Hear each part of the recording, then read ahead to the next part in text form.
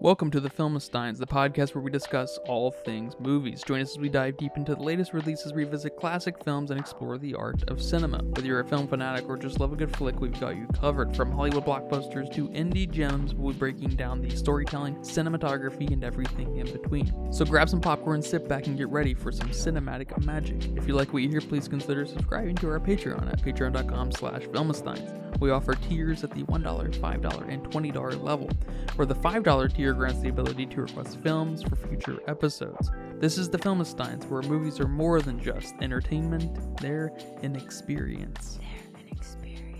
All around you. And welcome back to another episode of the greatest podcast in the world, the Filmsteins. Let's go. Let's go. Where are we going? To the movies. I like that. You like that? You can join us every Monday, Wednesday, and Friday for new and great episodes of the Filmsteins on your favorite movies, including Jaws, Evil Dead Rise, Dunkirk, Teenage Kraken, Little Mermaid, Barbie, of course. Lots of great episodes coming every single week to you guys. Go listen to them. Thank you for listening to all those and supporting us where you can.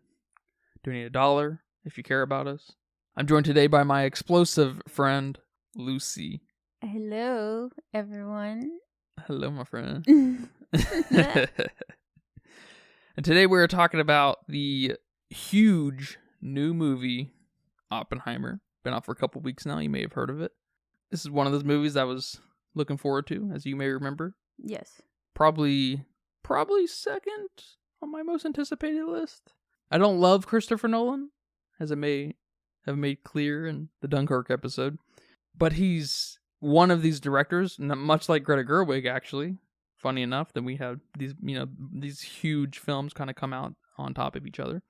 Yeah, didn't they call it the Barbieheimer weekend? Yeah, something was trending. Yeah, which is a fun marketing thing, I guess. But it is a little tone deaf in that Oppenheimer kind of takes the stage in this way that it talks about one of the sickest, as in disgusting, things ever created by humanity. And it pairs it with Barbie. So, like, I get the kind of controversy, actually, I guess, behind people using that. But it's a whatever marketing point, I guess, But I guess that mostly might offend people in Japan. But which is not funny, but I mean, yeah, it's what it is. Well, if we're not gonna cry, we gotta laugh, That's true. So this film was directed by Christopher Nolan, so it comes with some baggage, and that we have a funny timeline thing again going on here. It's done much better this time around versus Dunkirk, right? Yeah. It suffers from a similar thing in that we go back and forth, and it's not really hard to tell, but the length of the actual film starts to confuse me in the way that I don't understand exactly what this movie is trying to tell me at points.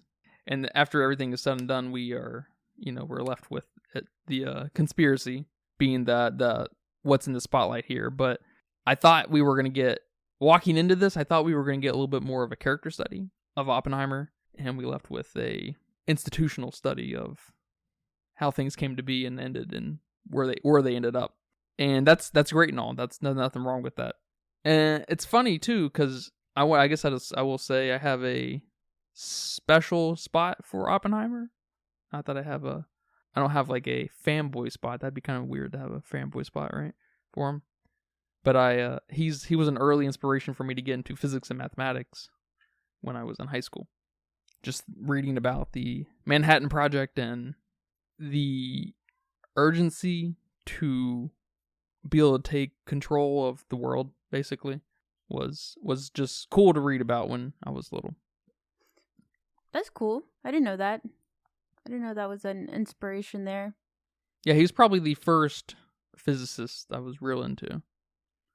Didn't realize how, I don't know how I missed it. I didn't realize it was that big of a deal. I didn't realize how, based off the movie at least, didn't realize how controversial he was and that they thought he was a communist, but I guess they also thought anyone who was kind of intellectually powerful was a potential threat to the United States.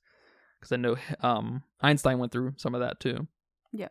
And, you were probably way more interested in the science of it than the politics of it anyway. So absolutely. It makes sense.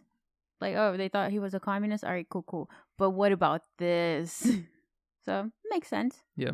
Well, this is not by just me and probably you to some degree. I'm not sure. But this is probably the most anticipated movie of the year, just on the stage of film. Because Christopher Nolan is, he's Christopher Nolan. People tend to think he's great. That's not me, I guess. Yeah. You say Christopher Nolan, I'm like, all right, cool. Who's that? You're like, who's that?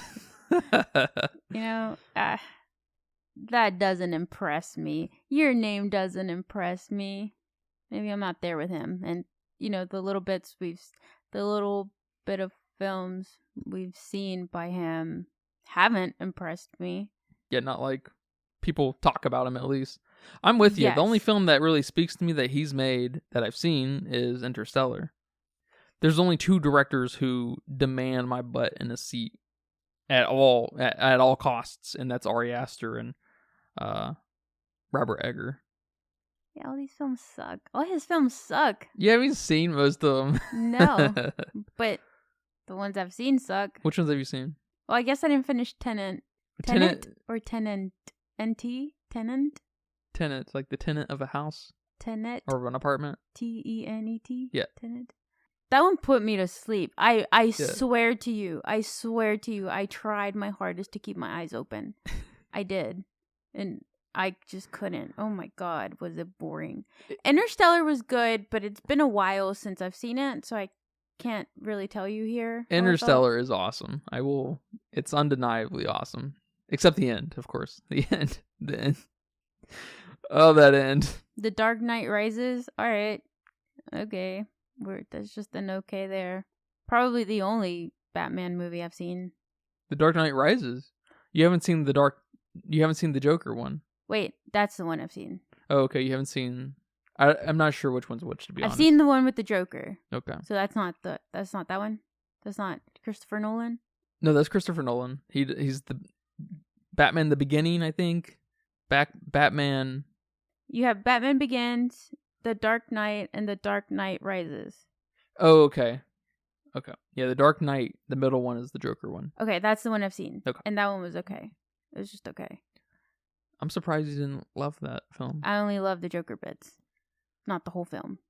Yeah. But then they gave me the Joker with our boy here. Joaquin Phoenix. Joaquin Phoenix. Joaquin Phoenix is a person that will get me in a seat, too. Yeah, so I no longer cared for The Dark Knight. Like, all right, I got what I needed. Yeah, I guess I haven't seen it in a while too, but the cop bits in The Dark Knight, the Batman films, are not very good, if I remember correctly. But of course, yeah, Heath Ledger's Joker is legendary. It is kind of cool that we have, I know you may not feel that way, but a lot of people do and equally so with Joaquin Phoenix's Joker, we have these 2 performances of the Joker that are just totally revered in every way possible. It's very cool that it's like the Joker. What other character do we have that? And yeah. Fun. Yeah, I mean, Christopher Nolan, I think, is a mixed bag. I think his films, and I think the granular part of his films are also a mixed bag. I think he's a master filmmaker, but he just makes a lot of films I don't really care for.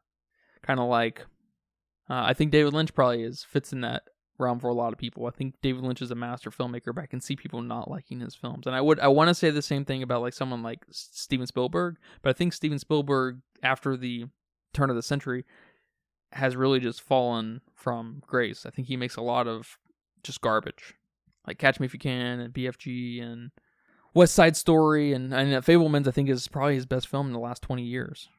But I do think Christopher Nolan kind of demands eyes to a degree of like he knows what he's doing at the very least. All right, dude knows how to budget. Cool. He knows how to budget. I guess. I thought he made expensive films. I thought. I don't know. But I don't know if that was a thing. I don't know now. Yeah. I thought that was part of the controversy between him and Warner Brothers, but that may, I guess, have been a creative control thing, like it is with a lot of people who make movies. All right, I'll trash on him after I see his whole filmography. Yeah, I'm gonna trash on it I'll wait after. at each stop. Okay. Yeah. All right. When we rank all of Christopher Nolan's films. Although, we're about to talk about this one, and I liked it. Sure. Yeah, no, I think this is a great film. I think this is a great film. I'll take back half of my trash talk. Yeah. Well, you just trash talk it when I've never seen, I think, Insomnia. As I see it. As you see it, okay. Calls him as he sees him, Calls him as he sees him. Got him. I'm not going to lie. Batman Begins, I haven't seen it. And, since it came out, Batman Begins kind of sucks, And I like Dark Knight and Dark Knight Rises. But Batman Begins, I'm not sold on. And to be honest, I think Robert Pattinson might be a better Batman. Ooh. So, I don't know.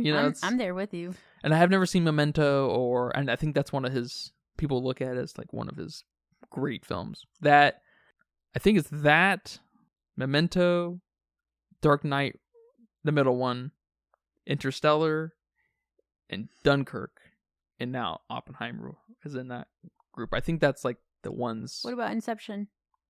No, I don't think Inception is usually thrown in there. Oh, okay. That's just my mom's favorite. Got you. Yeah, she's a sucker for Inception. Okay. I want to see Inception. It's long as fuck, and it's hard to commit to that, But yes. Especially because it's old. It's not old, but it's like older now, and the premise is kind of stupid. The dream within a dream within a dream thing, and at the very end, is he even in a dream still? I'm just like, I could not give a fuck less. I'm sorry. It's just not working for me.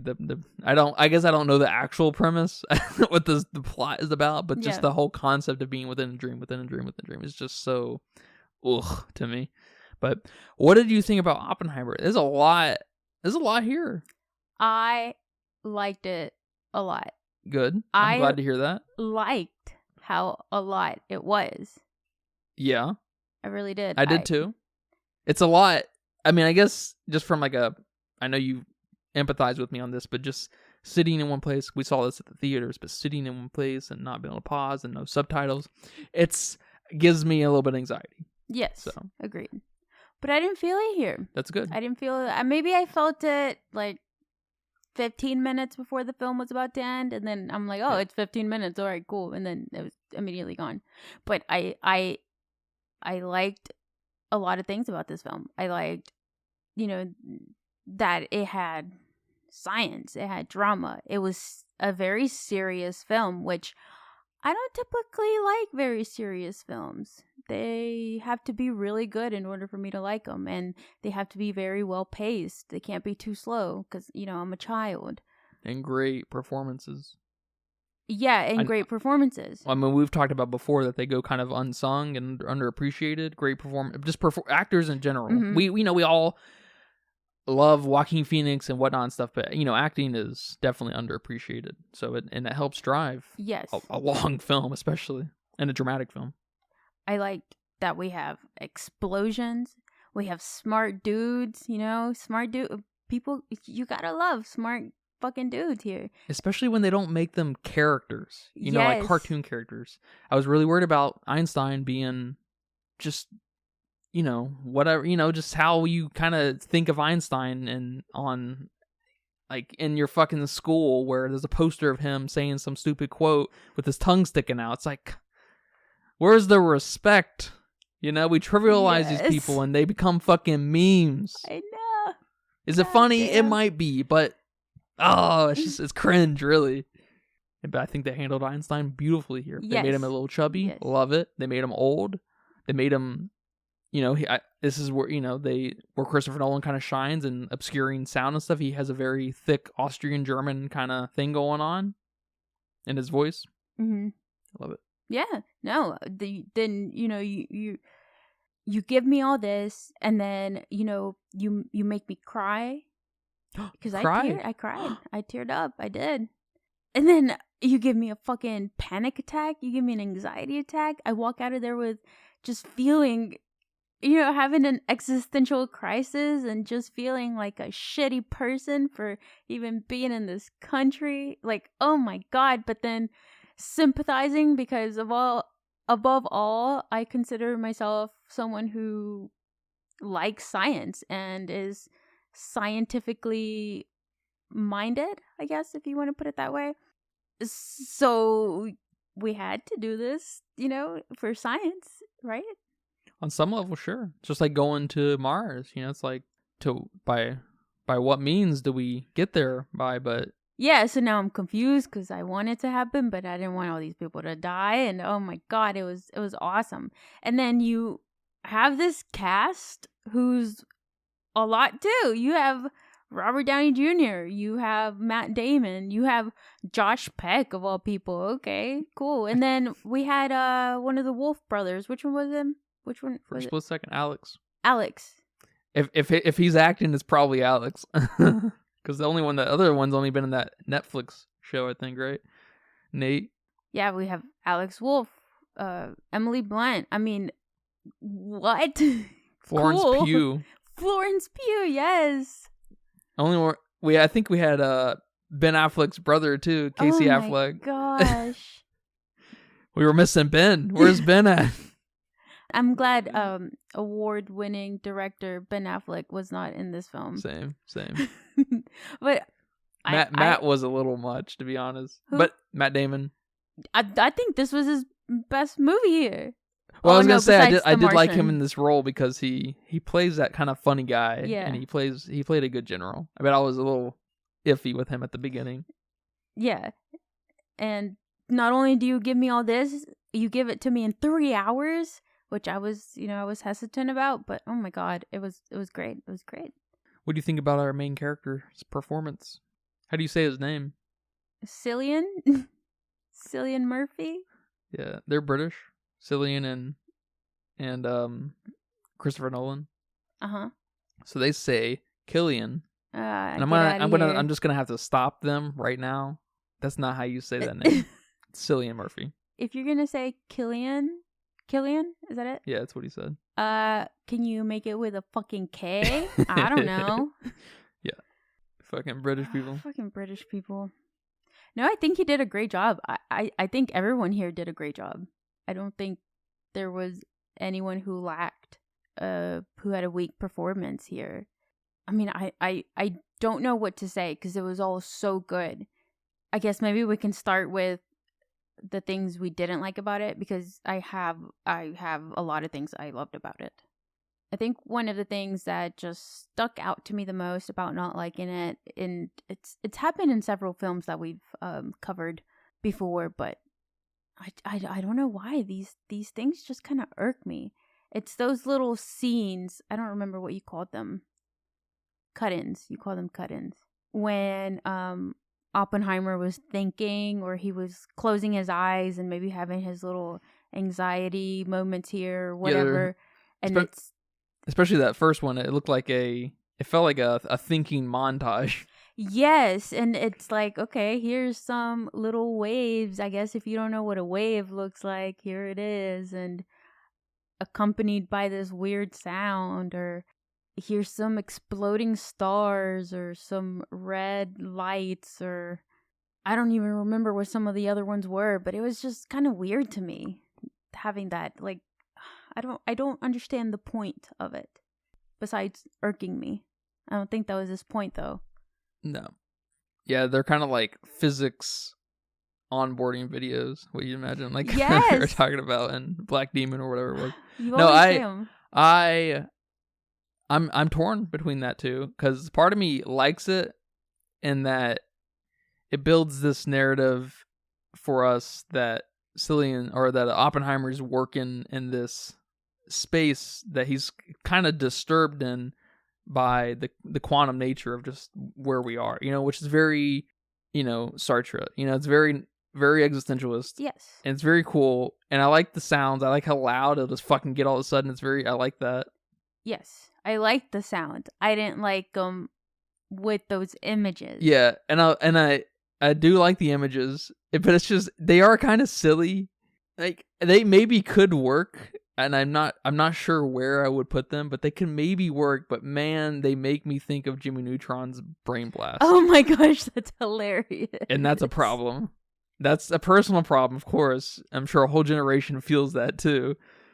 But they do work for me. They just happen too often, because there's like 3 or 4 instances of it.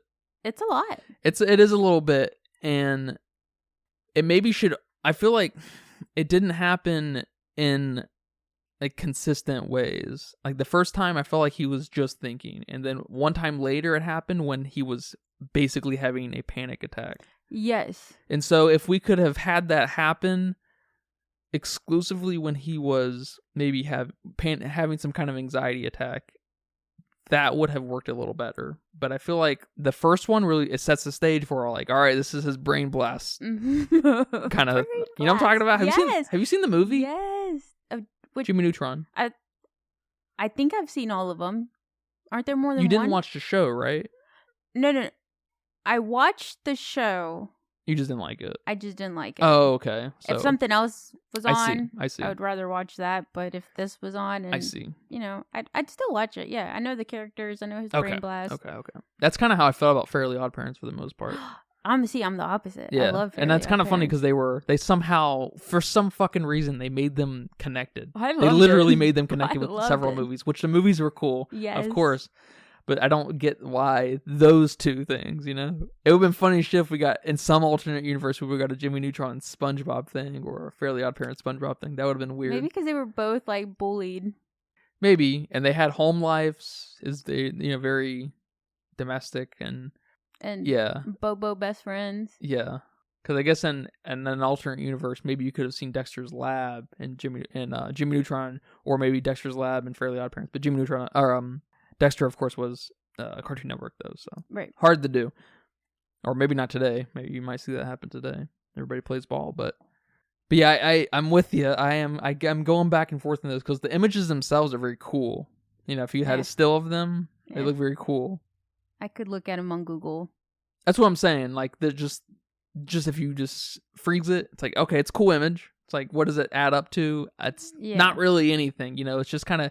It does kind of elevate this character into that he's disturbed on a different kind of realm of physics and reality, and that's cool. But I feel like it starts to. I know Christopher Nolan's kind of criticized for spoon feeding his audience, and that this I think is that example in this movie, and that he, it's forcing that onto the audience, but. If they could just back that up just a little bit, maybe not take it out completely, back it up a little bit, and then it's the people who truly understand what's happening with this character and what this means in physics and what this means for the world. It talks to the people who know and who have done their homework, you know? Yeah. I don't know. I am very torn on those little sections. I mean, I wish maybe they would have, in the instance when he was having anxiety or panic or whatever, I think I almost would have liked it better if he would have just kind of shut his eyes and we were just in complete darkness, but still had those sounds. I feel like that would have resonated with me more than just laughing at silly images that mean absolutely nothing to me. Yeah. But when, I'm having anxiety or panic or something and I kind of just want to close my eyes, but I'm still feeling how I'm feeling, and it's all in your fucking head, like sounds. I don't know.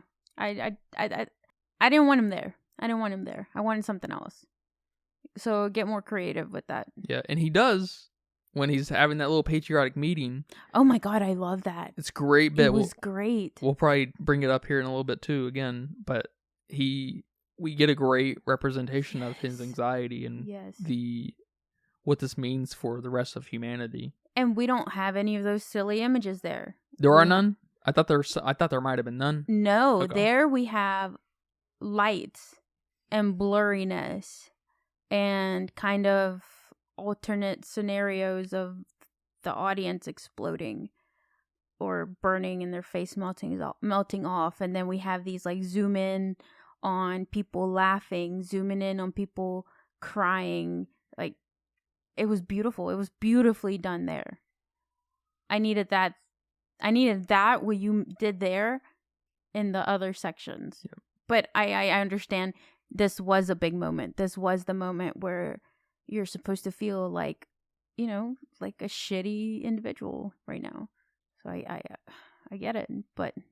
And it's complemented by what he's saying. You know, he's like, you know, the Japanese didn't like it. You know, only if it was the Germans. You know, if we would have got it done sooner. Yeah. And it's just like, damn, you know, and it's just nice and super. I mean, it's. I don't know if better contrast can happen in a film.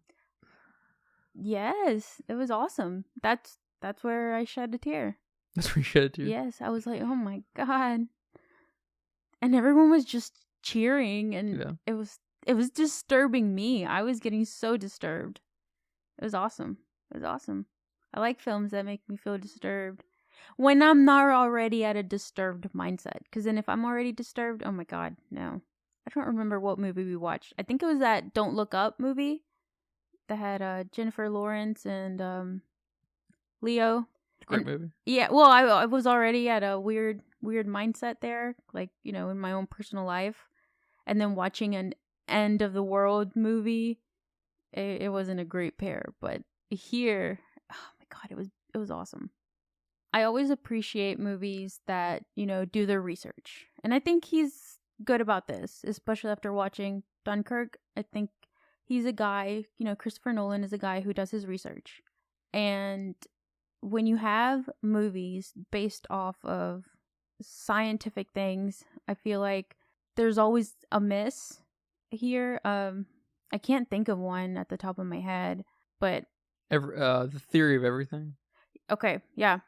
Do you have an example? It's more of a, I guess, a little bit of a biopic of just going through the life of Stephen Hawking, but it does kind of trivialize just the whole schooling of physics and the thought on it, I think, because it makes it fun, and physics isn't fun. It's very exhausting and time consuming, and, you know, makes you, you have to be committed. You're not going to be a proper physicist unless you basically ruin, not directly, but, you know, if you don't volunteer your entire being in it, you're not going to be worth much. Which we had a little bit of that here, and I really liked that. I really appreciated that. But I was going to bring up that movie Hidden Figures. Oh, that movie sucks. It sucked. Oh my god, how are you going to do that? But anyway, I really appreciate when a movie does science justice, I guess, is what I'm trying to get at here. Yeah. And I think this movie did a good job, but there were some bits and pieces where I was just not okay with some of these science things. But with what you said, it made me think of that scene where he went to go see his friend, and he's like, "We need you to take our kid because we're selfish, and I'm kind of committed right now to do this thing." And I'm like, oh my god. Yeah, yes. And it helps build this narrative of this being much more important, because it is. It's what Oppenheimer's doing is much, much more important than taking care of his own child. It's just the reality of the situation.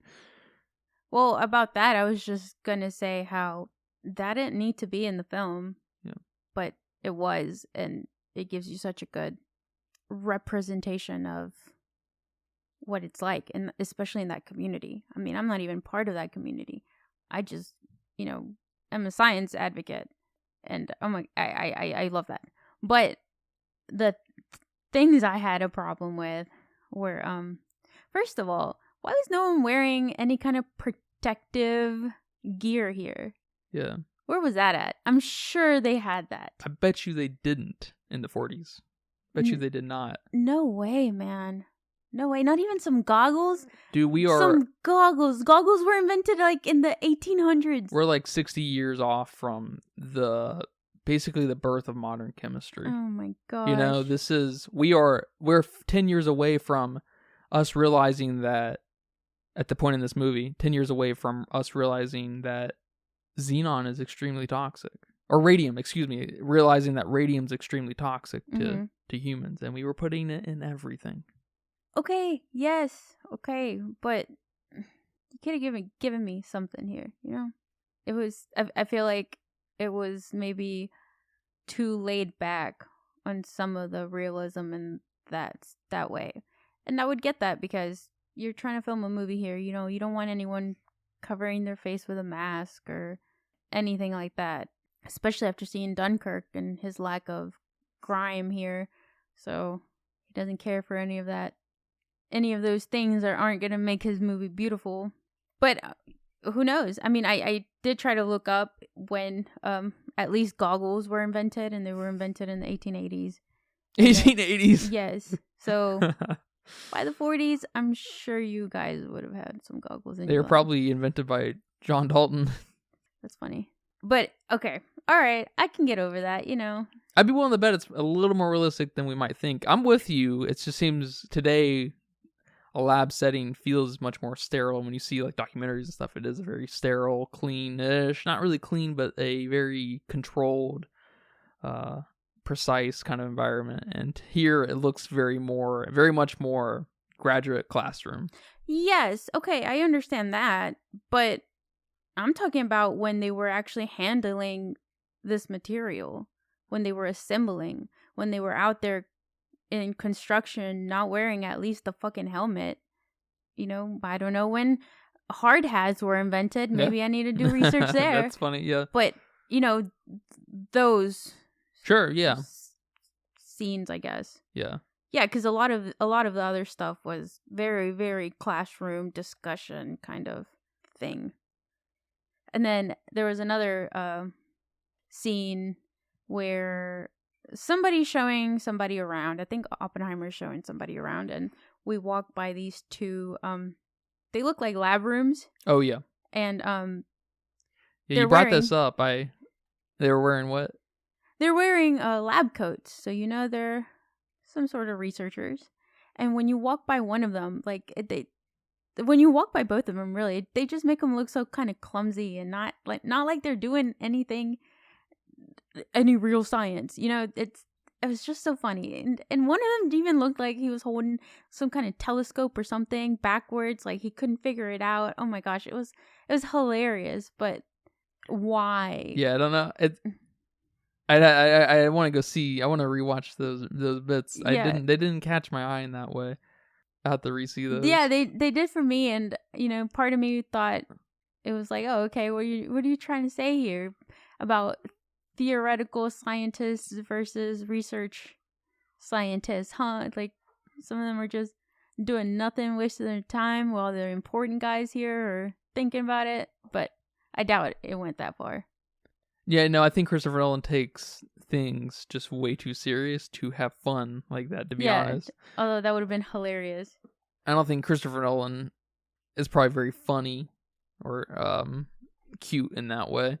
Although we do get little instances of that, but I think that's probably strictly because of the book that he read, Oppenheimer's book. Because Oppenheimer obviously had a thing about being like, oh no, I don't have a practical bone in my body, you know? Yeah, and we do get some of that when he's breaking shit in the lab he was in. Which was cute. Oh, I loved it. I appreciated that. Yeah. So part of me is like, is that what you're trying to do here? You making fun of? What are you making fun of? But it didn't bug me. It was just like made me think, I guess.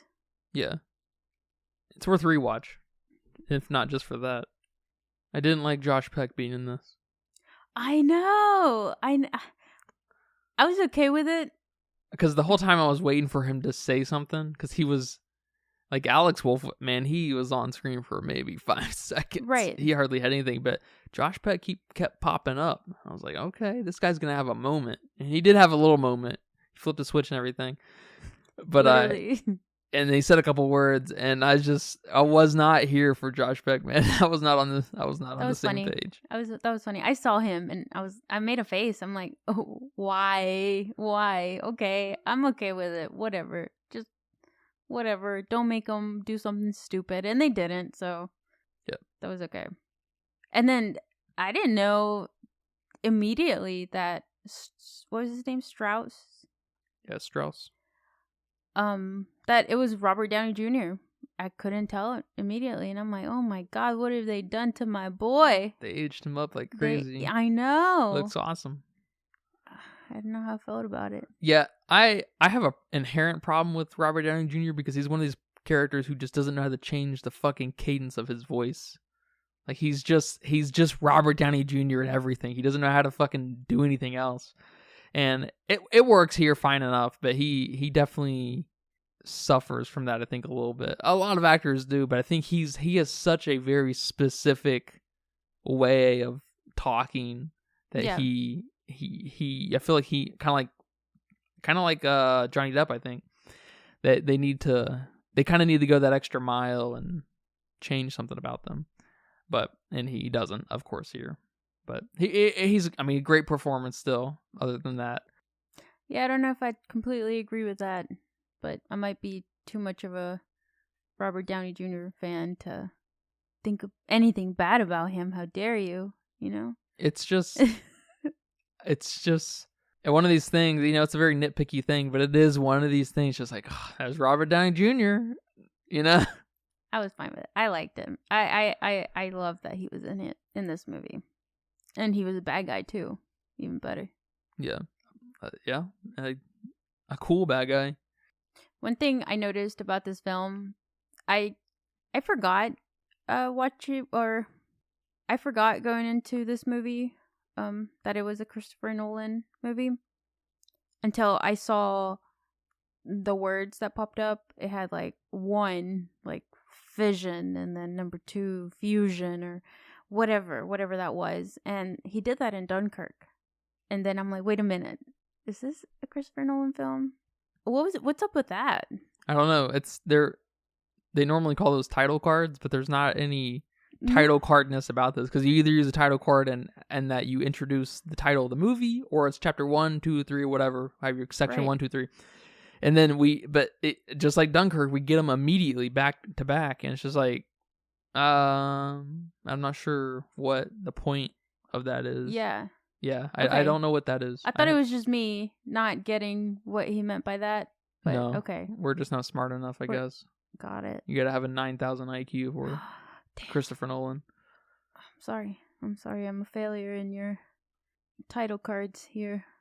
They're weird. Okay. I'm with you. I'm totally with you. On the same page there. I'm sure almost everyone is. And anyone who says otherwise is probably, they're probably a film bro. Which is fine. You can be a film bro all you want, but, you're probably a film bro. Well, speaking about film bros, how'd you feel about our audience at the movie theater? They were obnoxious. That's the best way to put it, I think. They were obnoxious. Yes, they were. Oh my gosh. They talked too much. They had too much body language going on. They were going to the bathroom too much. They're too much. I did not like sitting behind these people. Yeah, it's always an experience with people at the movie theater.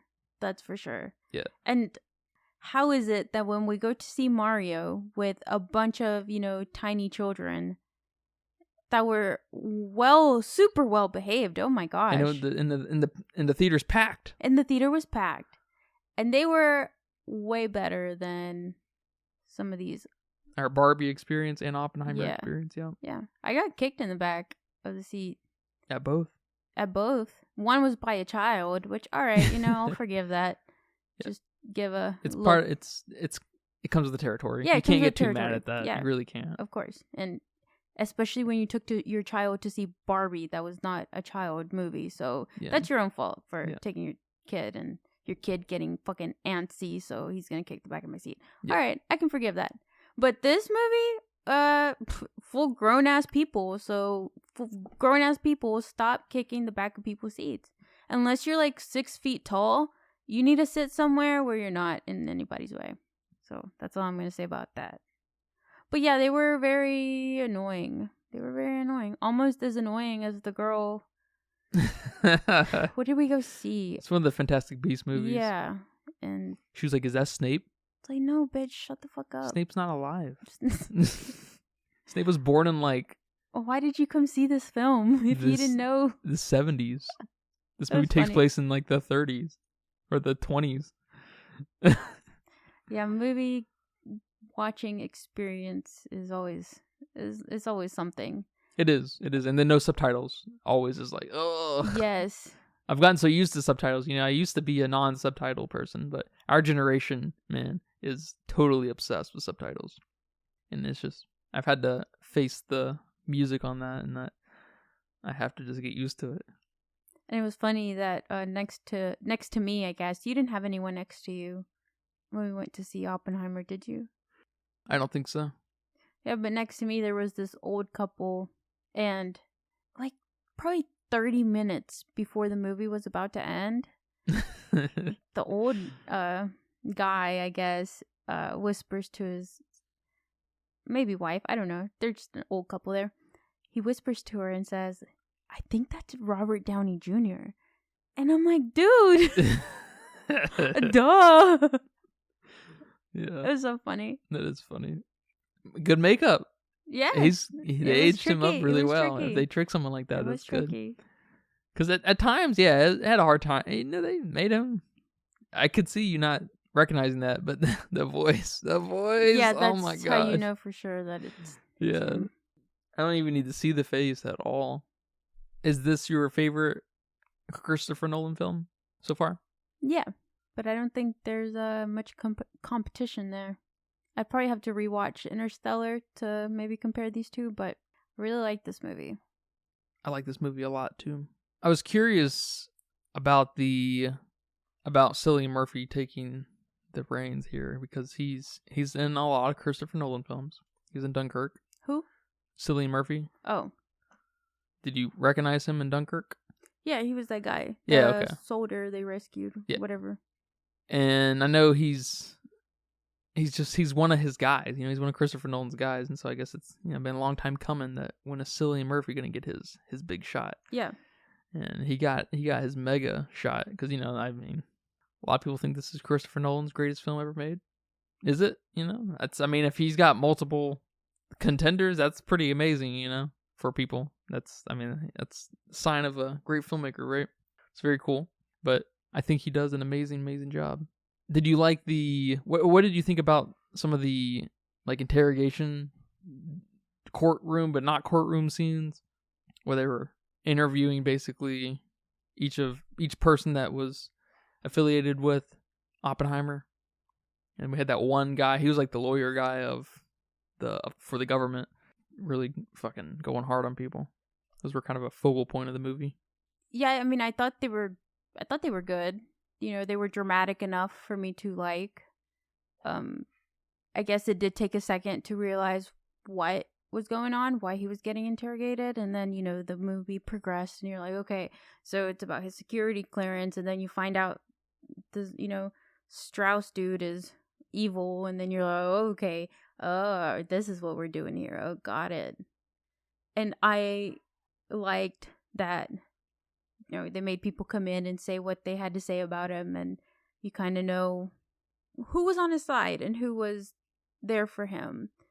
But I really loved the end, or I guess not the end, the last person that was interrogated, his wife. That was a nice moment right there. Yeah, that was cool. That was cool. Yeah, I'd seen people talking about Emily Blunt's performance, and I was just like, up until that point, I was just like, she's hardly in the movie, and then she has that moment. I'm like, oh, that's, it was really good and climactic and great, excellently performed, but it reminded me of, I think her name's Nicole Kidman in The Northman, that Robert Eggers film we watched last year. Yeah, I don't remember the Viking her. guys and stuff. I remember the movie. I don't remember her. She's the mom, and people were saying a similar thing about her back when that movie came out, and I was just like, the whole movie, I was just like, she has said like 15 words. I don't even know what's going on, and then she has that moment with her son in like the tent or whatever, or in that little room, and that's it. And people were like, greatest performance ever. I'm just like, what? She's like not even a supporting character. She's like an ancillary character. She's like not even in this at all. And so I'm getting kind of similar feelings here with Emily Blunt's character. Yeah, I didn't read anything about people saying that she had a great performance. I wouldn't call that a great performance. Yeah, it was just she had 10 minutes of screen time. Yeah, it's kind of hard to say it was a great performance. It was a great supporting bit that she had going on, It was great. Yeah. It was very almost like him trying to not give his child away, but have somebody else take care of his child, showing you what it's kind of like being in this type of community that has to basically be selfish and think of the bigger picture, I guess. It was a moment sort of like that here, that no matter what, no matter the bullshit, no matter what they've been through, they've got each other's back, which was very nice. Yeah, I like their little cute code word for when things went well or not. You can take the sheets in. Mm-hmm. What do you think about it's always kind of a hard thing to do, kind of like you were talking about earlier in the episode, with showing the math. Yeah. It's an awkward thing when capturing on camera, I think, just nature of that. No one can fact check you, or very few people can fact check you. And if you want it to look familiar in any way to a normal audience, you're going to have to do what Hidden Figures does and just make it look like, make it look like the way they made it. Which, anything quantum related is much more complicated than getting anything into space, of course.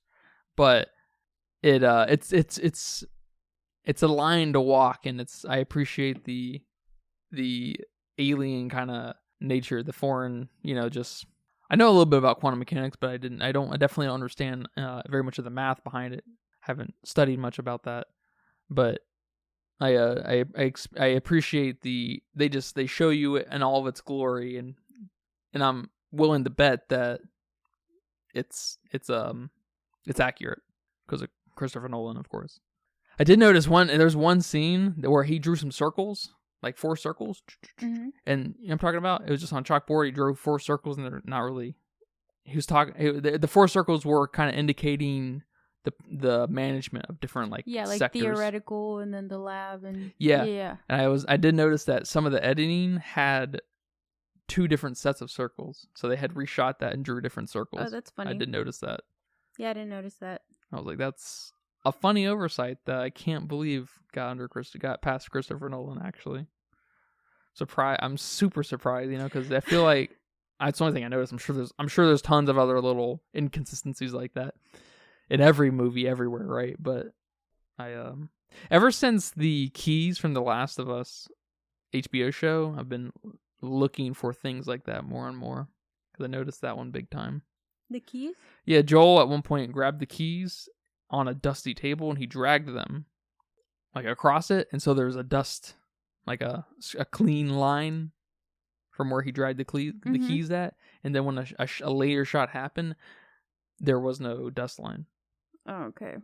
But there should have been, because the keys, he had already grabbed the keys and dragged them across the table. Yeah. Did they sprinkle more dust all over it? I guess so. Ellie's got some dust in her pocket. That's funny. So yeah, I try to keep an eye out for that kind of stuff, just because it's fun to locate. Of course, it's impossible to get all that stuff out, especially because if you have a better shot at the cost, if you have a better take at the cost of a little inconsistency like that, it's definitely fucking worth it. Yeah, for sure. Especially if you're done shooting, it's like, oh, are we gonna spend $1 million more, $2 million more to get this out? No sir. What did you think about the bomb? Literally coming together, very cool back and forth, right? We had with that when they were piecing it together, and the explosion itself. What did you think about that and their whole setup and everything? That was fucking awesome. I mean, it was one of the coolest sections in a movie, little sequences I've ever seen in a movie. I think I thought it was really fucking cool. Yes, it was really cool. It was very well done. It was built up really well, first of all, and then you have things like the weather kind of interfering with it, and you don't know if it's gonna happen. You don't know what's gonna happen. You're just as confused and frustrated as they are. You're like, are they gonna set this off in the rain? Is that gonna matter? What's it gonna affect here? Oh my god. And I mean, it was just awesome. I loved that when it exploded, everything was silent and we just heard him breathing. I loved it. And then there was a fucking bomb explosion, and it made me jump for sure, even though I knew it was coming. I guess I didn't know it was coming here. I guess for some reason I thought that we would see the bomb drop at Hiroshima, but it makes sense that we didn't. I really like that we didn't get any of that. I really like that. It would not have fit for the perspective here. Yeah, but yeah. But when we heard the bomb go off at, the Trinity, Los Alamos. Los Alamos, yeah, I guess it was the Trinity test. That's what they called it. It was awesome. It was awesome. And I guess that's the bomb everyone's been saying they've been hearing at the Barbie movie or whatever. Oh, That's so stupid. I didn't know that. Yeah, everyone's like, oh, you can hear the bomb explode when you're watching Barbie. I was like, you could, because I didn't, but okay. That's funny. Yeah, I don't remember hearing that. Maybe we sat at a screen where it wasn't next to it. Yeah, it wasn't next to Kept them on different sides something. of the theater. Because we did go to the screen 1, which is not all like next to each other like the other ones. So maybe. But yeah, that was very, very, very well done. I liked how each of the scientists had their own way to accommodate for the UV light that they were about to get. How Teller put on sunscreen, and the guy in his car was like, no, I'm good. I'm going to wash it. Got glass. Yeah, through the windshield. And they're like, hey, okay, all right. You sure about that? Cool, dude. All right. And, everyone else was wearing goggles. Some people had that little sheet card thingy, whatever that was. Not sure what it was made kind of yeah. glass. So that was cool. Very, very detailed. Yeah. Appreciate that. Yeah, and every inch was like highly produced too. Like all the mattresses and them sitting out, and then the thing they get it, the little thing they made inside of a hill to hide in and stuff. Very fucking cool. And then all the switches and gadgets and consoles and everything. Very cool. That's where Josh Peck had his time to shine. Yeah. And it was very fucking cool. And then we get to see, close-ups on Cillian, Oppenheimer looking out the window and stuff, and it was awesome. It was awesome. It was so awesome. And one of my favorite parts of the movie, it's just kind of, it's a small part. It's a important part, but small part as far as like the movie goes. Sort of small. I guess he gets kind of interrogated about it, but his resistance to like an H-bomb that Teller wanted them to investigate. And because he knew of just whether or not that was possible or not, just the consequences that come with that. And it's just the most haunting thing that you could ever really have to face, and telling a fellow, scientist, one of the greatest in the world, no about exploring uncharted territory, but, because of what it means for, the sake of the world, or what it could mean, I guess. Well, now we know does, I guess, but it's so crazy. It just makes you, it makes me sick to my stomach. No, of course. I think he did a great job making you battle that, seeing that battle between science and what's good for humanity. That remorse of what has happened, but we discovered this awesome thing. Awesome in the sense of we know what it does now. We know the consequences, and that's always so cool because these are theoretical people also. So seeing their theories play out, I imagine, is one of the coolest things in the world for them. But then you have these consequences, so it's... And at the same time, but you have the... Or I guess at the same time you have the arms race too, because if it's not Oppenheimer, if it's not the U.S., it's gonna be someone else. Yep. It's gonna be Russia. It's gonna be Japan. It's gonna be China. Yep. And it's not even a question. It is and it isn't, but it's not even really a question of like who can do it the safest and who can scare the other person out of, the race.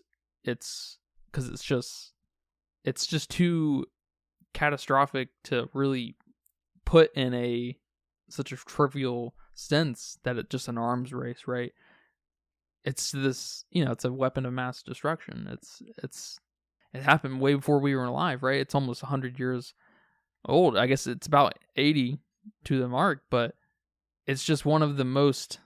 It's the most disgusting thing to ever happen, to ever be invented. But it's also at the same time the most awesome, literally, like you said. And it's. And I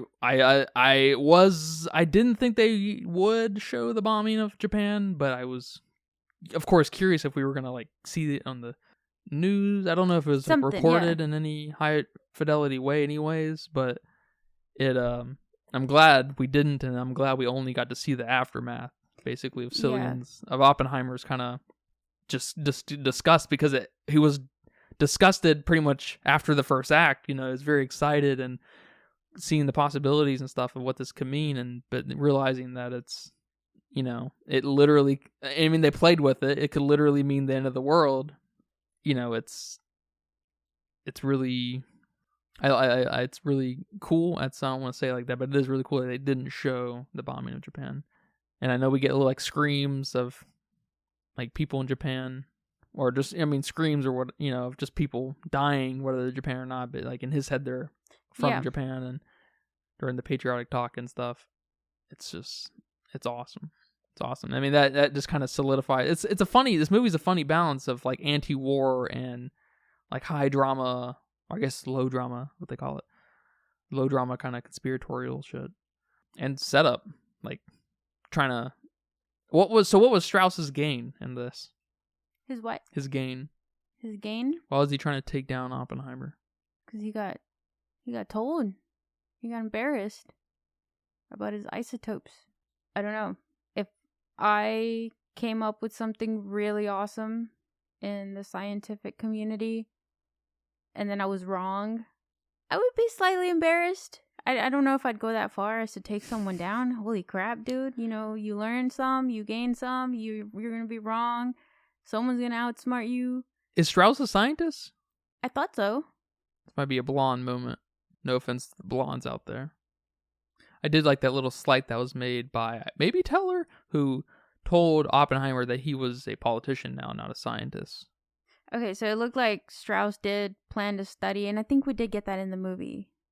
And, you know, he just knows about it, but he didn't go through the schooling. And I think Oppenheimer said, why haven't you done that already? You know the stuff. So I would say that's a scientist. If you know the stuff, you don't have to have the degree for it if you know what you're talking about. So I don't know. But yeah, that was a great bit. He's like, take that uniform off. You look ridiculous. And he did. He took it off. There were so many small, not cute in the sense of aw, but just, I guess, cute to me, scenes I really appreciated, things I really appreciated in this movie. Like when Teller basically told the who were they? What are they called? The people that were interrogating? It was basically some kind of body to represent the U.S. to see if he's a terrorist, right? Yeah. But were they somebody specific? I'm not sure. Like the body they're representing? Yeah, like. Yeah, I'm not sure. Yeah, well, anyway, when they were interrogating him and he was like, well, no, I don't think he was looking out for the U.S. or whatever he said about him. But then he shook his hand and his wife was like, why did you shake his hand, you idiot? Like, you need to stand up for yourself, blah, blah, blah. And then at the end, years later, when he was getting this award and his wife didn't shake his hand. I love that. That was so good. That was good. She was like, no. He might shake your hand, but I'm not shaking your fucking hand. Which is funny because I think it'd be something I do. I think it'd be something we would do. I think you would be like, nah, man, it's, you know, it is what it is. It's good. Let's shake hands. And I'm like, nah, bitch. I remember when you didn't shake his hand. I'm not shaking your hand. It was good. That's funny. What do you think about the mole? The rat? The Russian spy? Oh, yeah. I didn't catch that. I didn't catch that he was the one that was doing it. Did you? Did you know? I didn't. It wasn't obvious. He was my only suspect. Oh, but right. But it wasn't obvious to me. I was just like, I'm not sure. But I feel like this is the only guy who it could be. You know what I mean? Yeah. I was like, I don't know, but I don't care. Because I was thinking, because the only other major suspect potentially I think could be Teller, but Teller's like he's like interested in the H bomb. Yeah, and the he had H bomb his own is that was his own thing. Like we know the H bomb plays a bigger role in human history shortly after this, Mm-hmm. and so he obviously can't be the rat the spy. So it left me with that guy. Because he looked like he would be a spy, to be honest. His glasses. And his receding hairline. Oh my god, that's hilarious. Yeah, I honestly, I wasn't too interested in that part of the... It's like, okay, there's a rat. All right. Yeah. I'm sure we'll know who it is later. It has no consequences. He already gave what they needed. Yeah. I don't really care to know who it was. It's not. It really isn't. It's funny to say, I think, but it's really not a big deal, at least as far as the movie goes, because it just is another cog in this, and it helps build this drama around the urgency to build this thing. Yeah. And so it's not that important because, like Oppenheimer said, that it's not unlikely to believe that there wasn't a spy, anyways. Right. Russia's got some great physicists. Yeah. At the time and now. And so it's, it's just it's a funny little American hysteria coming out, but it just turned out to be kind of true. Which is always good. And as far as movies go, it's always good.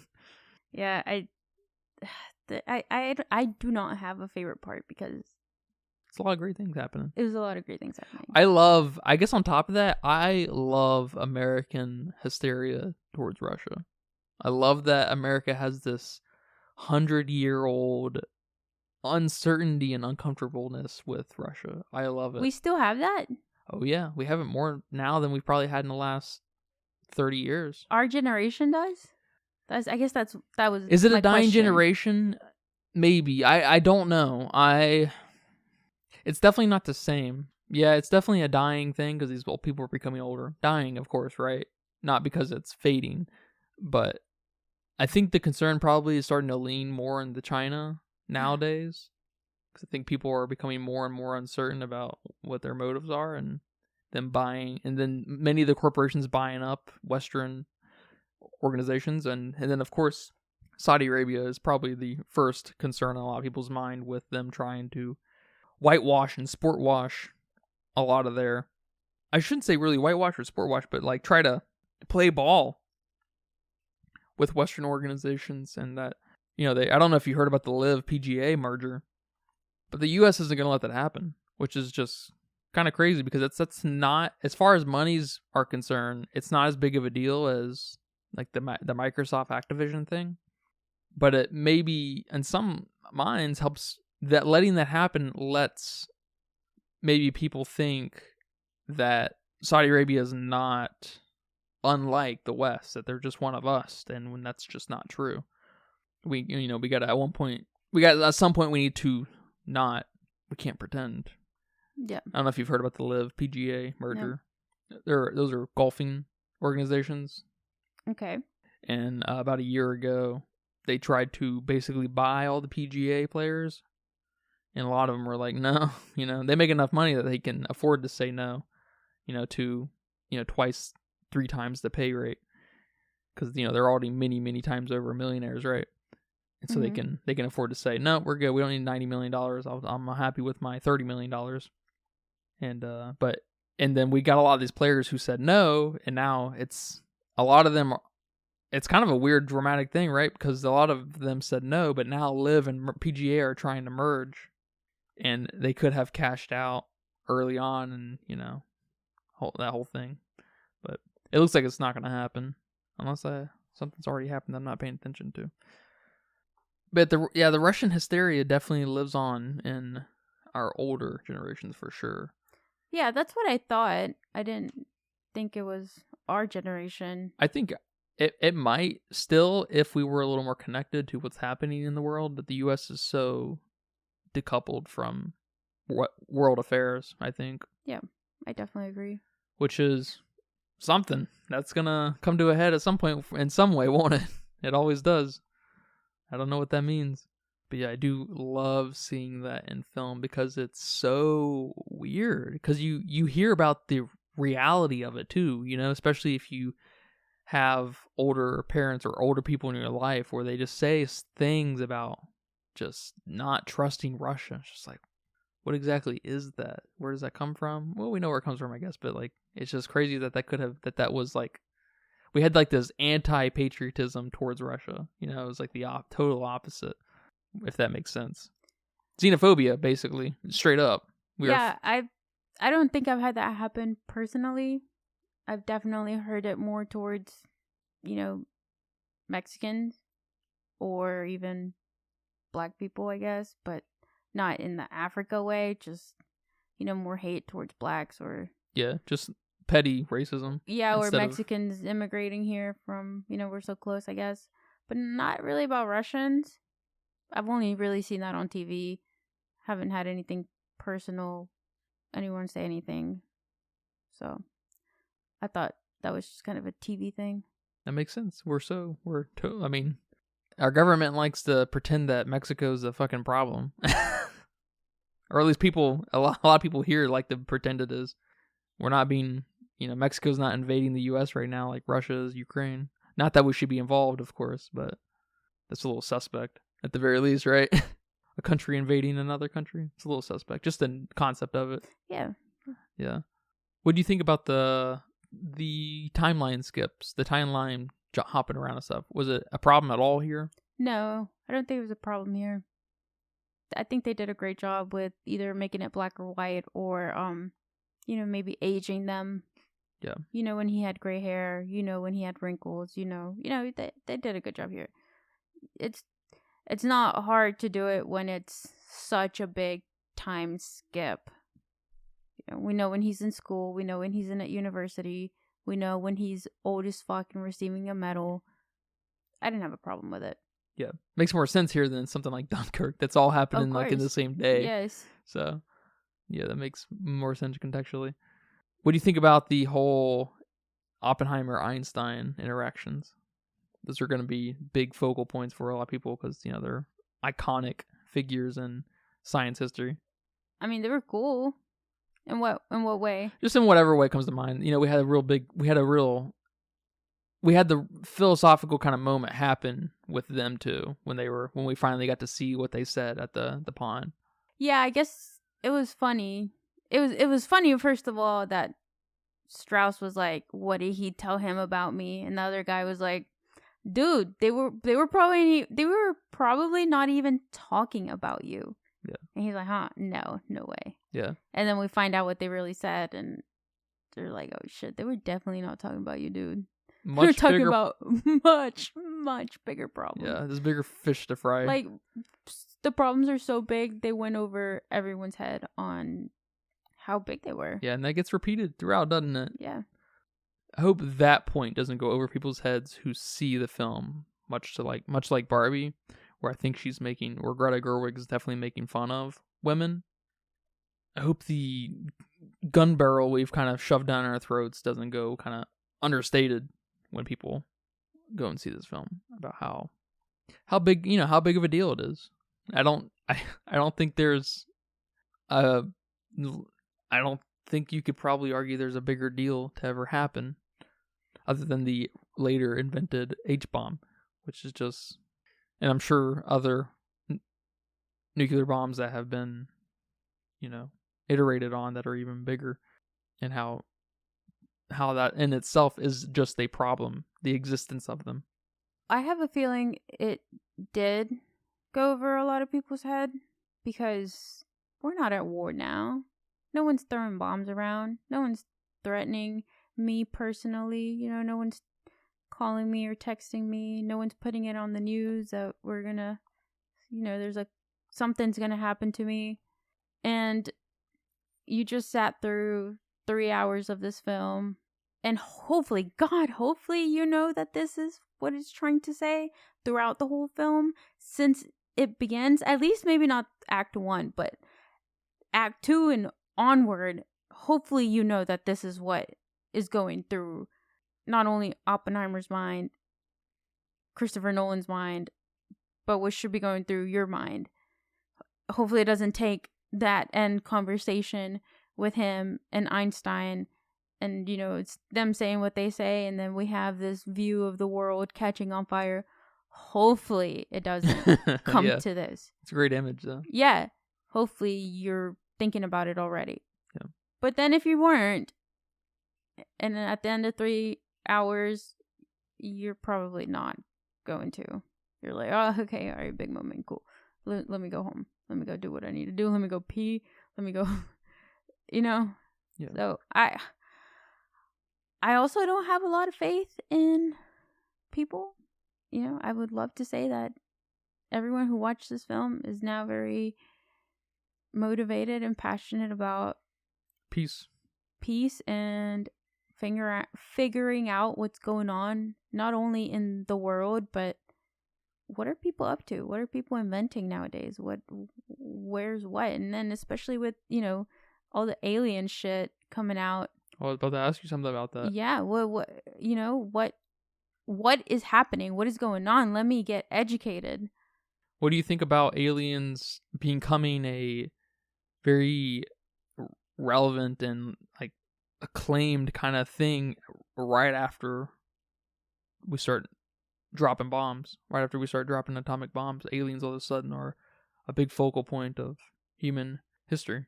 With the Roswell incident, all these things started unfolding like it's like almost when aliens understood and saw that we had the power to split an atom, they are interested in us, and now we are just totally like fucking just inundated in alien shit today, in whatever form that is, and all the cubes and weird pill-shaped things that we see move through the water and over cow fields and whatnot, and just like weird ass shit that's gone on the record, the U.S. record, of being unexplainable.